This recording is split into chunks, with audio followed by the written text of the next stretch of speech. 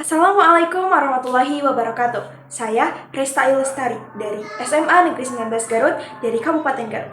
Kali ini saya akan menjelaskan dan juga berbagi pendidikan mengenai menanamkan sejak dini pendidikan anti korupsi.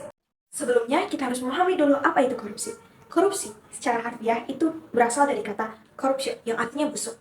Dan maka dari itu, korupsi adalah tindakan yang dilakukan oleh pejabat publik di mana mereka menyalahgunakan kepercayaan publik yang dikuasakan kepada mereka untuk mendapatkan keuntungan sepihak. Nah, bentuk-bentuk korupsi ini juga menurut Undang-Undang Nomor 31 Tahun 1999 dan Undang-Undang Nomor 20 Tahun 2001 mengenai tindak pidana korupsi atau Tipikor itu dibagi 7. Yang pertama, ada penyalahgunaan wewenang sehingga merugikan keuangan negara. Yang kedua adalah suap menyuap. Yang ketiga, penggelapan dana jabatan. Dan yang selanjutnya, yang keempat adalah pemerasan. Yang kelima, perbuatan curang. Yang keenam, bentukan kepentingan dalam perdagangan. Kemudian yang ketujuh adalah gratifikasi. Nah, korupsi ini dapat berdampak negatif bagi bangsa dan juga negara. Dan kita lihat dari berbagai aspek, seperti misalnya ekonomi, sosial, politik, dan bahkan sampai ke lingkungan. Kita lihat bagaimana dampak negatif dari korupsi pada sektor ekonomi. Yang pertama adalah menurunnya investasi. Investor itu bakalan nggak mau buat nanamin modal di negara dengan tingkat korupsi tinggi karena resikonya juga tinggi dong. Kemudian yang kedua, peningkatan biaya. Maksud dari peningkatan biaya ini gimana? Korupsi itu menambah biaya produksi dan juga operasional yang akhirnya itu dibebankan pada konsumen. Lalu kemudian pertumbuhan ekonominya Indonesia akan terganggu atau pertumbuhan ekonomi suatu negara akan terganggu, di mana korupsi ini menghambat inovasi dan efisiensi, menghalangi pertumbuhan ekonomi yang berkelanjutan karena adanya korupsi, tindakan korupsi yang sangat merugikan. Kemudian kita lihat di sektor atau aspek sosialnya.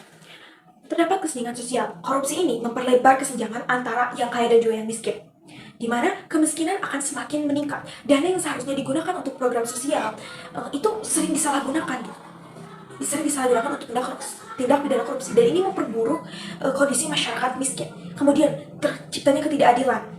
Korupsi menciptakan sistem yang tidak adil di mana hak-hak masyarakat ini tidak dihormati. Kemudian kita lihat dalam aspek politik, terjadinya minim kepercayaan. Korupsi ini mengikis kepercayaan masyarakat terhadap pemerintah dan lembaga-lembaga publik. Kemudian terjadinya ketidakstabilan politik, dan ini menyebabkan ketidakstabilan politik karena masyarakat itu akan kehilangan kepercayaan kepada pemimpin-pemimpin mereka, dan ini sangat merugikan bagi negara. Kemudian apabila kita lihat di aspek lingkungan, kerusakan lingkungan pun dapat terjadi. Korupsi dalam pengelolaan sumber daya alam ini juga nggak jarang dilakukan, pasti ada dan selalu ada. Nah, ini seringkali menyebabkan eksploitasi berlebihan dan sehingga akhirnya kerusakan lingkungan terjadi. Melihat dampak-dampak yang timbul, tentu ini menjadi hal krusial yang patut untuk dicegah. Kita bisa memulai dengan hal-hal dasar. Maka dari itu yuk kita kenali nilai-nilai anti korupsi seperti kejujuran, integritas, dan akuntabilitas. Yang pertama adalah kejujuran. Kejujuran adalah berkata dan berperilaku sesuai dengan kenyataan dan tidak menyembunyikan kebenaran. Contohnya, tidak menyontek saat ujian, tidak mengambil barang yang bukan milik kita, dan tidak berbohong kepada orang tua ataupun teman. Yang kedua adalah integritas. Integritas ini adalah konsistensi antara kata-kata dan tindakan, serta menjalankan nilai-nilai moral yang tinggi dalam segala situasi. Contohnya, kita memegang prinsip walaupun dalam situasi yang sangat sulit. Kemudian tidak tergoda untuk berbuat curang meskipun ada kesempatan di sana. Kemudian yang ketiga adalah akuntabilitas. Akuntabilitas ini adalah tanggung jawab untuk melaporkan, menjelaskan, dan bertanggung jawab atas semua tindakan ataupun semua keputusan yang telah kita ambil. Contohnya, bertanggung jawab atas tugas yang diberikan oleh sekolah, atau misalnya berlaku jujur atau transparan dalam menyimpan dana yang dikumpulkan untuk kegiatan kelas misalnya. Nah, kita sebagai pelajar ini perlu menerapkan nilai-nilai tersebut dalam kehidupan sehari-hari. Kayak misalnya, pertama, di lingkungan rumah, menghormati orang tua dan anggota keluarga. Berbicara jujur kepada orang tua dan anggota keluarga yang lainnya. Misalnya, hal kecil seperti memberitahu mereka tentang hasil ujian yang sebenarnya tanpa memasukkan nilainya. Kemudian, membantu dengan tulus, membantu pekerjaan rumah tanpa mengharapkan imbalan. Oke, kemudian di lingkungan sekolah, kita bisa berperilaku jujur, misalnya tidak menyontek saat ujian, tidak menyalin pekerjaan rumah milik teman, dan menghormati semua aturan-aturan yang ada di sekolah. Terus kita bisa menyampaikan pendapat kita atau mengutarakan pendapat dan kritik kita secara jujur, entah itu kepada guru ataupun kepada teman. Kemudian di lingkungan masyarakat kita bisa menghormati kepemilikan umum, kayak misalnya tidak mengambil barang milik umum untuk kepentingan pribadi, seperti misalnya alat tulis atau fasilitas publik yang kita ambil tidak boleh.